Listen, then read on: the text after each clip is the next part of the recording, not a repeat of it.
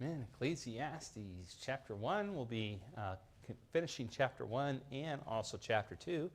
And last week was kind of our introduction to the Book of Ecclesiastes, written towards the end of Solomon's life, looking back and really reflection. He tried everything under the sun to find pleasure, to find happiness, to find meaning, and his conclusion was that it's all vanity. It's all empty. And so tonight we're going to take a look at just the subject matter of sorting out our lives. Sorting out our lives. You know, it was interesting perspective, like for Sue with moving, and she picked the things that she wanted to take with her and loaded up the pod, and there was a lot left over, and perspective, just if you come to the yard sale, you'll just see all the just different things. It's like, okay, I'm thinking about all the things in my house and my garage. Why do we need all this stuff? I mean, okay, here's the reality. You can't take it with you when you go, and even if you move, more than likely you're not going to take it. So why do we have it? Why do we have it? And so Solomon, at the rest of chapter 1 and chapter 2, he's going to really kind of sort things out. People try to discover in their life what does and does not bring satisfaction. What brings a meaningful life? How do I find it? Is it through pleasure? Is it through the acquisition of knowledge? Is it through self-indulgence? Is it through work? And these are topics that Solomon is going to discuss in chapter 1 and chapter 2. And so Solomon is giving personal testimony that he tried all these things. He's trying to sort his life out, and he found that those things did not bring meaning. In the book of Ecclesiastes, there's really three key words. Vanity is all throughout the book. And vanity, again, means emptiness, uselessness. We talked last week about under the sun, meaning a life lived apart from God. And that is Solomon's testimony throughout this book, that when he tried to live life apart from God, it was vanity, empty, it was meaningless, and everything under the sun was empty, meaningless. And then profit, meaning that which is left over after everything is examined. So in sorting out our lives, first of all, from Solomon, we see the experiences of life under the sun. The experiences of life under the sun. Solomon examined his search for meaning from four different perspectives. First of all, he sought for meaning in wisdom. He sought for meaning in wisdom. And there are people who would be more intellectuals, and they just love to acquire wisdom and acquire knowledge. That's something that they have a passion for, and there's nothing wrong with that, but that alone cannot bring true meaning in life. Listen to Solomon in chapter 1 and verse 12 through the rest of chapter 1. I, the preacher, the herald, the declarer, the king over Israel and Jerusalem, and I gave my heart to seek and search out by wisdom concerning all the things that are done under heaven. This sore travail, the word sore there has the idea of evil, and the word travail has the idea of busyness, being occupied. This sore travail hath God given to the sons of men to be exercised therewith. And so Solomon, he chose in his life to examine what others were doing and to see if he could acquire wisdom. Verse 14, I have seen all the works that are done under the sun, and behold, all is vanity and vexation of spirit. That word vexation is going to appear several times in chapter 1 and chapter 2. And the idea is, I was trying to think of a word picture. The word vexation means grasping after, but it's like something that you can't grab. It's kind of like you're walking out of the grocery store and you have the receipt in your hand and it's a really windy day, and somehow you let go of it and it just keeps blowing, and right when it stops and you reach to grab it, it blows another 5 feet, and you just keep, it's outside of your your grasp. And so that's the idea of Solomon. He's trying to acquire wisdom, and it's empty, and it's like just when he thinks he grabs it, he's got it, it flees from him. Verse 15, this was his observation of seeking for wisdom. That which is crooked cannot be made straight, and that which is wanting or lacking cannot be numbered. In other words, oh yeah, if I just had this, then I would be complete. But what happens is you get that, and you're still not complete. So you're still wanting. You're still lacking. Continuing in verse 16, I commune with mine own heart, saying, Lo, I am come to great estate, and have gotten more wisdom than all they that have been before me in Jerusalem. Yea, my heart had great experience of wisdom and knowledge, and I gave my heart to know wisdom and to know madness and folly. I perceived that this also is vexation of spirit. In other words, it's grasping at and can't grab hold of it. For in much wisdom, he says, is much grief. And he that increaseth knowledge increaseth sorrow. It's interesting for the academics and for the researchers, and they have this desire to acquire knowledge. They graduate from high school, they get their bachelor's degree, they get their master's degree, then they get another master's degree, then they get a doctorate degree, and they're just a lifetime of trying to accumulate knowledge, of trying to accumulate wisdom. And so in the experiences of life under the sun, Solomon shared that when it came to him searching for meaning and wisdom, it was vanity and vexation of spirit. There was a teenage girl from Fremont, California, who at the time achieved a perfect score on the SAT test. She enrolled at the University of California, and on all of her acceptance tests, she got a perfect score. She was the first person to ever do so. In high school, she was a straight A student. She considered herself a typical teenager. But her teachers called her Wonder Woman because of her studious habits and her photographic memory. Later on, as a college student, someone asked her this question: what is the meaning of your life? She replied, one who had so much knowledge, who scored so high, who scored perfect on the SAT and on the entrance score to college. These were her words to the question, what is the meaning of life? She says, I have no idea. I would like to know myself.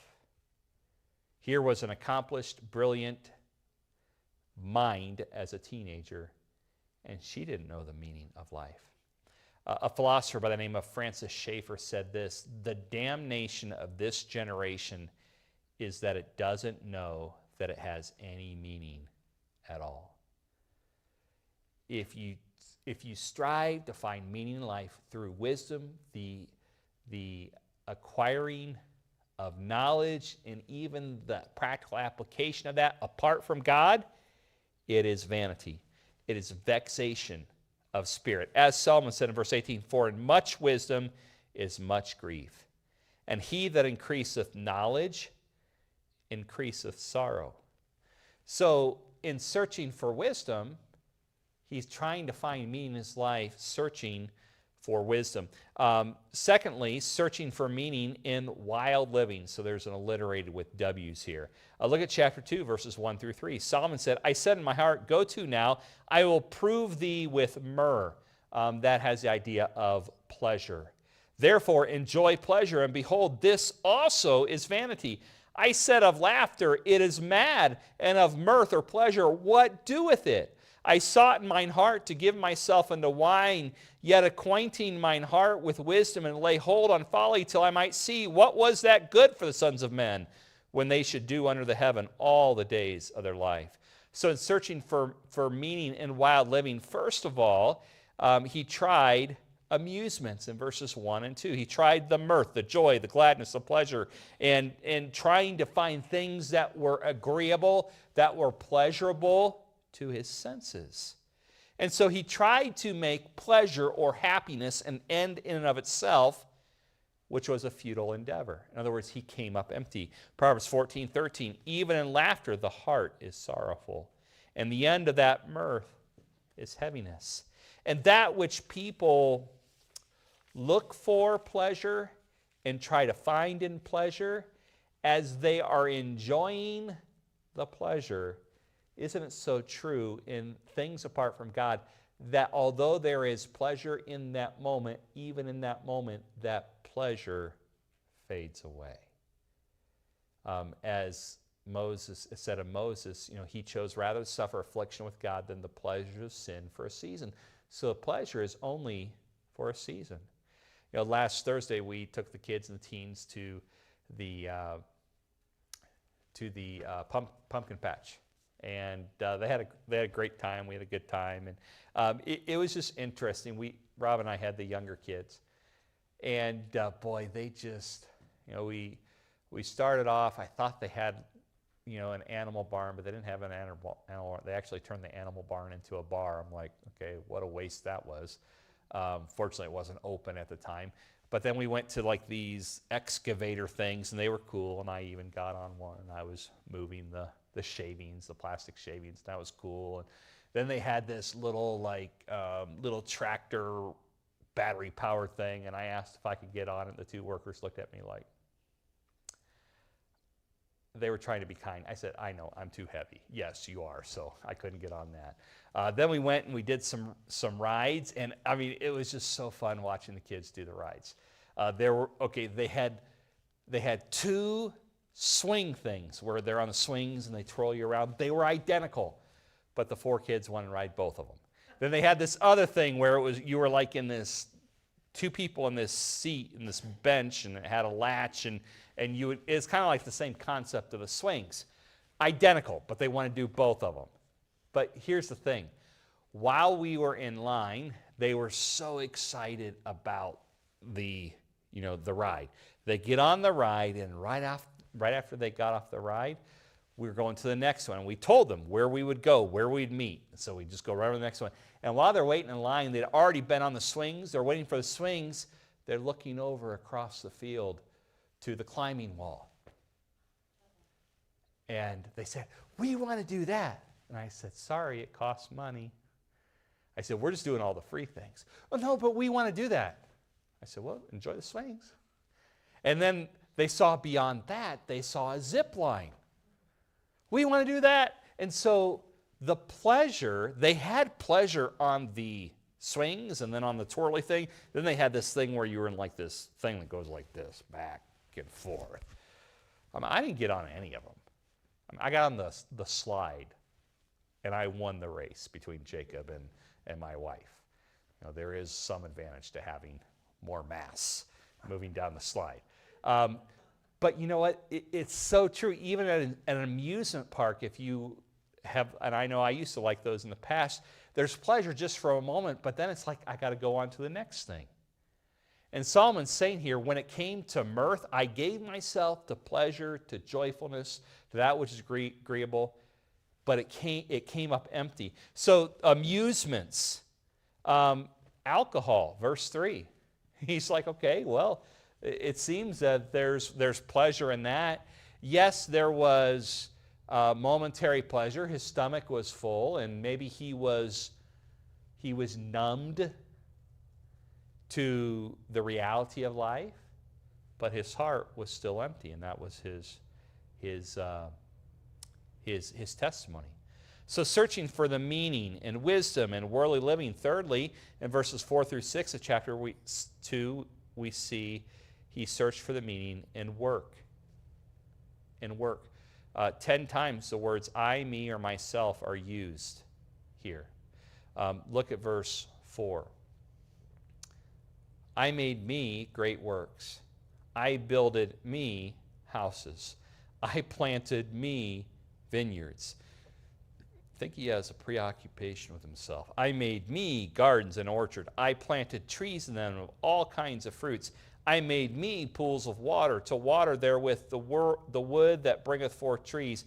I got me servants and maidens, and had servants born in my houses. Also I had great possessions of great and small cattle, above all that were in Jerusalem before me. Okay, he tried to find purpose and meaning in his life through his work.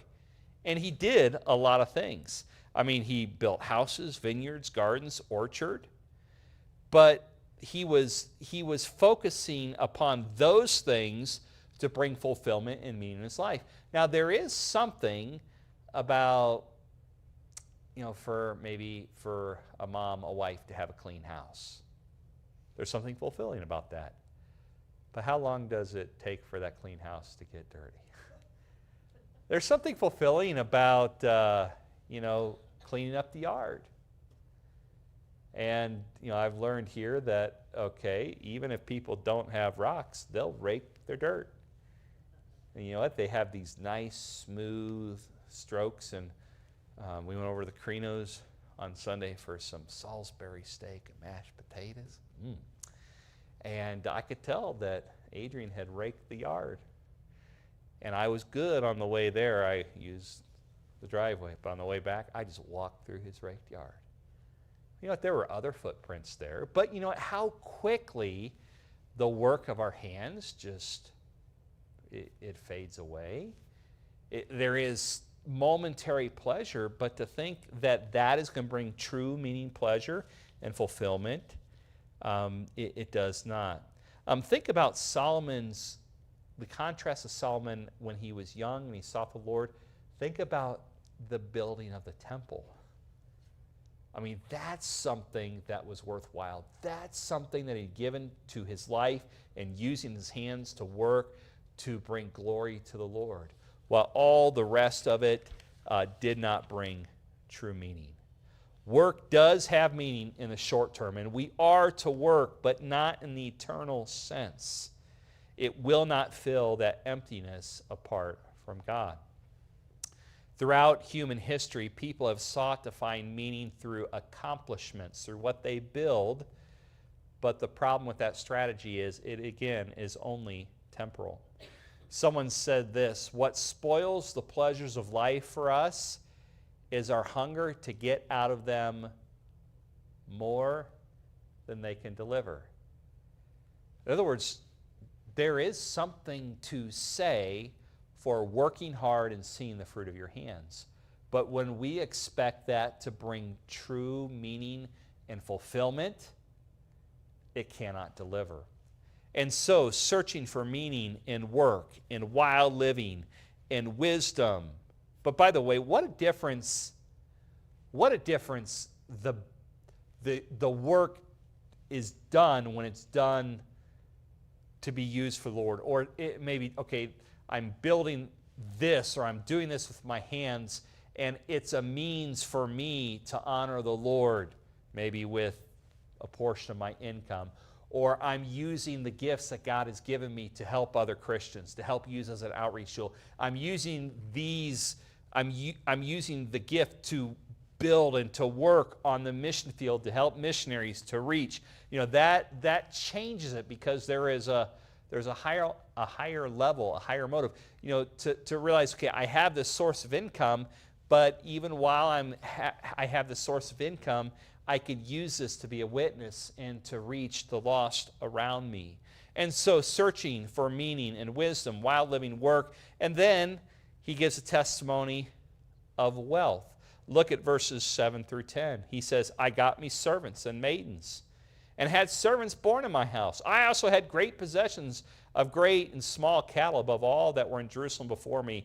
I gathered me also silver and gold, and the peculiar treasure of kings and of the provinces. I got me men singers and women singers, and the delights of the sons of men as musical instruments, that of all sorts. So I was great and increased more than all that were before me in Jerusalem.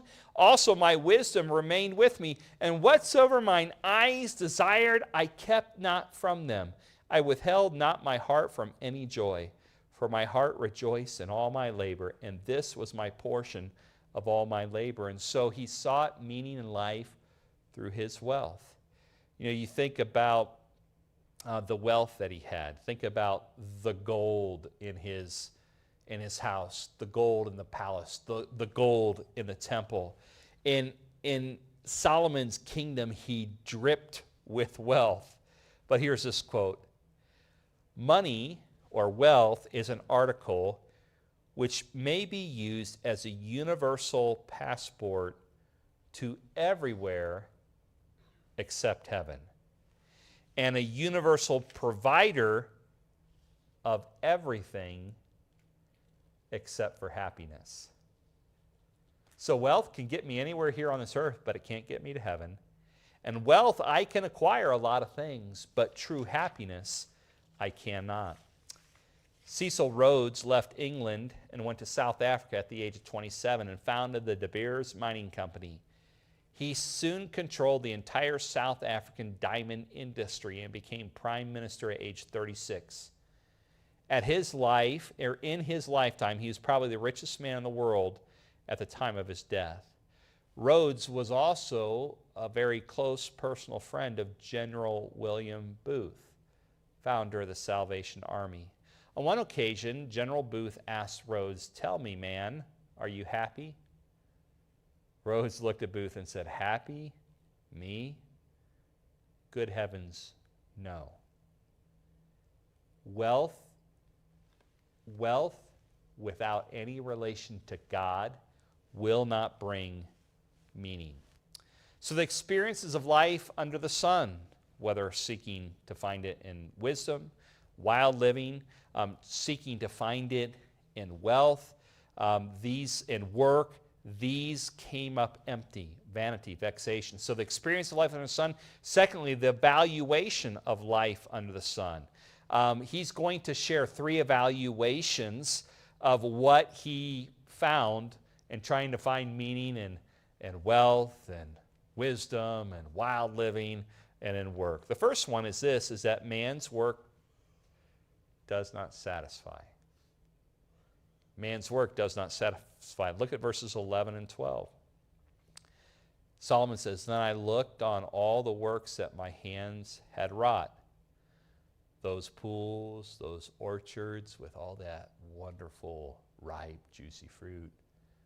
Those houses, all the things that he labored to do. And behold, all was vanity and vexation of spirit, and there was no profit under the sun. And I turned myself to behold wisdom and madness and folly, for that can the man do that cometh after the king, even that which hath been already done. He said that when it came to what I tried to do, it could not satisfy. It was still vanity. It was still vexation of spirit. Why? Because we are created by God to be satisfied by God, and no amount of our efforts to find meaning outside of God will be successful. In all his works, there was no profit on the sun. So man's work does not satisfy. Secondly, he says that man's work does not separate him. Man's work does not separate him. I'll show you where we're going here before we read the verses. So let's say you take, we have homeless people here in Catalina. If you drive throughout Catalina, you will see they don't have anything, and they live either underneath the bridge. They live in washes and just makeshift place. So we have homeless people. What's the difference between a homeless person and, let's say, the founder of Amazon, or the founder of Apple, or Donald Trump has a little bit of money? What's the difference between a homeless person and the most successful professional athlete or businessman or military personnel? What is the difference? There's nothing that separates them, because one thing will happen to all of them: death. That's the great equalizer. Nothing separates them in a life that's lived if both of them live apart from God, they're equal because both will die. Look at verse 13. Then I saw that wisdom excelleth folly, as far as light excelleth darkness. The wise man's eyes are in his head, but the fool walketh in darkness. And I myself perceived also that one event happened to them all. Then said I in my heart, as it happened to the fool, so it happened even to me. And why was I then more wise? Then I said in my heart that this also is vanity.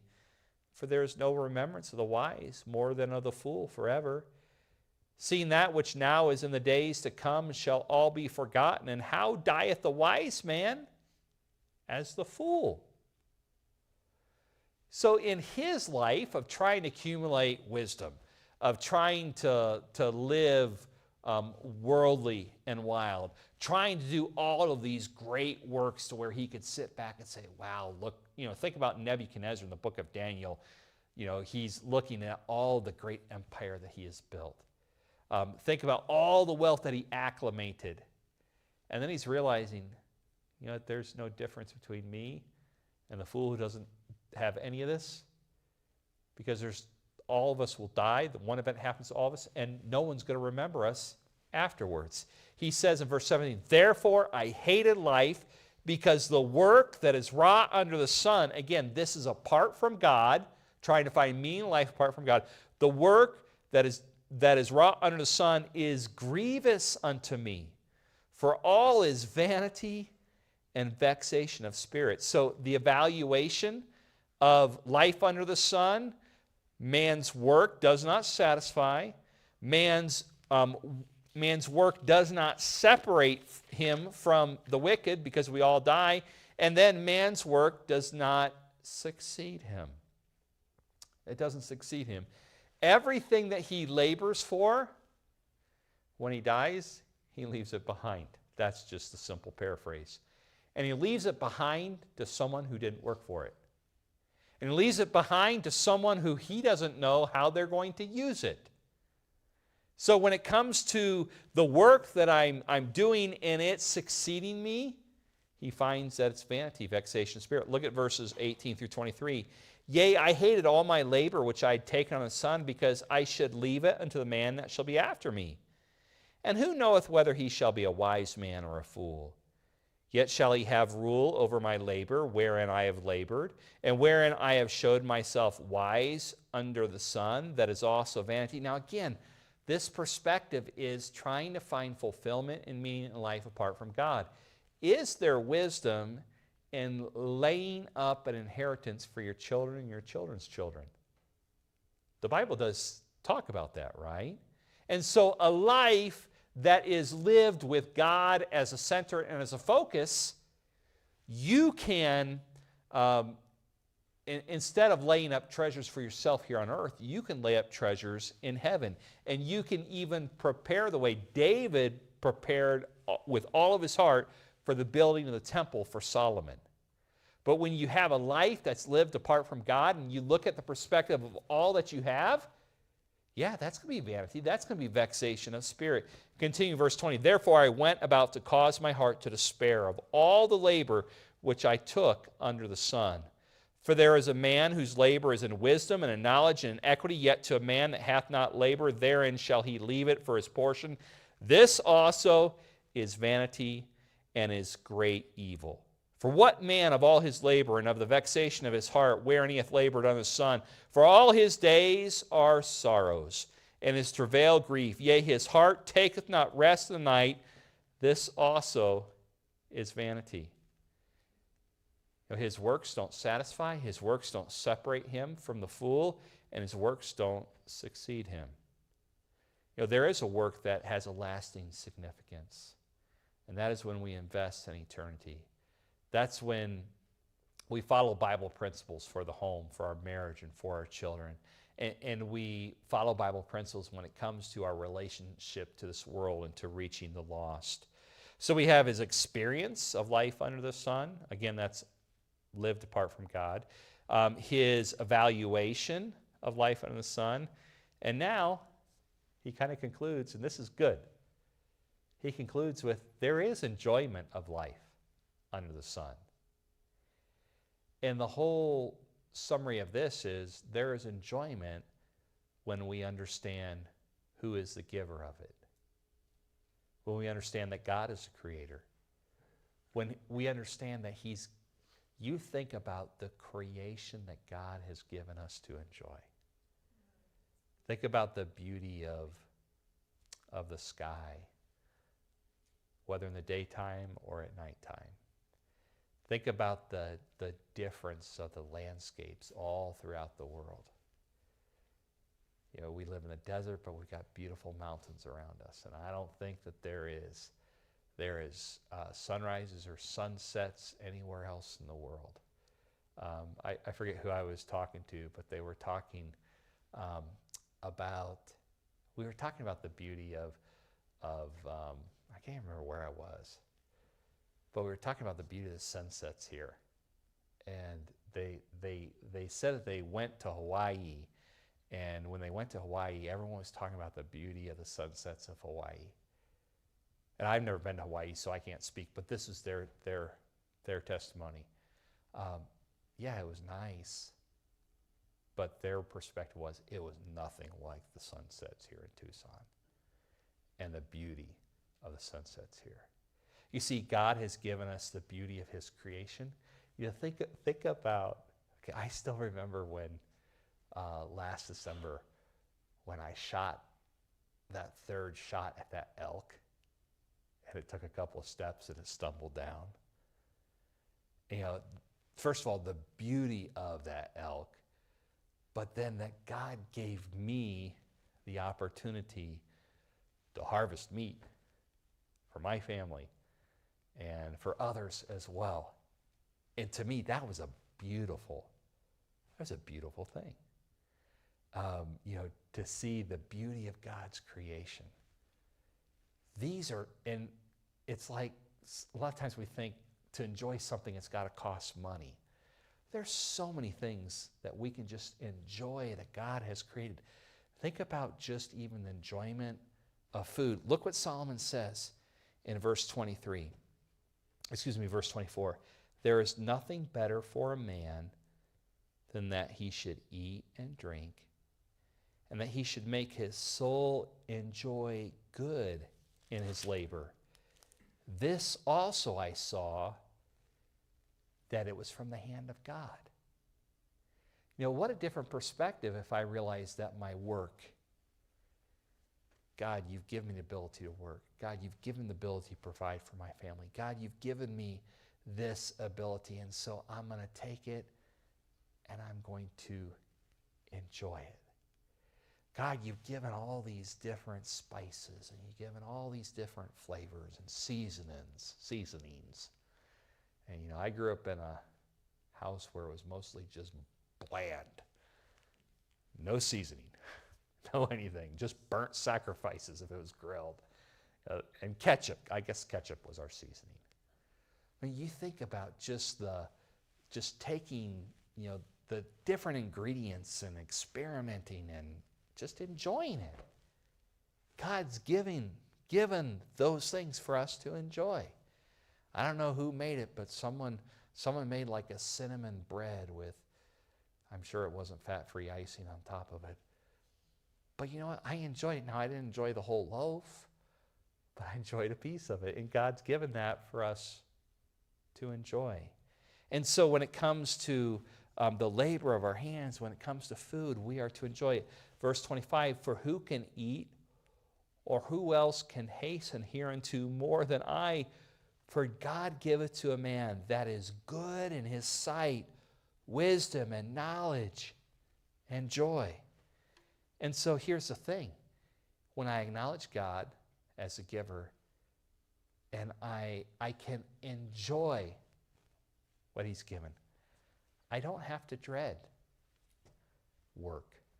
God, you've given me work, you've given me the ability, and so I'm going to enjoy it as a gift from you. God, even cooking and cleaning and all these things, it's a gift from you, and a gift that I can give to my family. And so I'm going to find my enjoyment in that. So trying to sort out life, again, apart from God, anything under the sun, work, wisdom, wicked or wild living, wealth, all those things are vanity, vexation of spirit. But there are so many wonderful things that God has given us to just simply enjoy. And they're gifts from Him. And we acknowledge Him. And what a difference that makes. So, God can help us sort things out. Don't try to find meaning in life and the things of this world under the sun. Solomon says it's vanity, vexation of spirit. But we can enjoy the things that God has given us. Let's pray. Father, thank you for lessons that we've learned from Ecclesiastes tonight. May we learn from Solomon and his testimony. We pray these things in Christ's name. Amen. All right, be careful going home. And FPU will start just shortly after 7:30. We have a few things from the lobby we could move in the side room if you want to help with that. Thank you.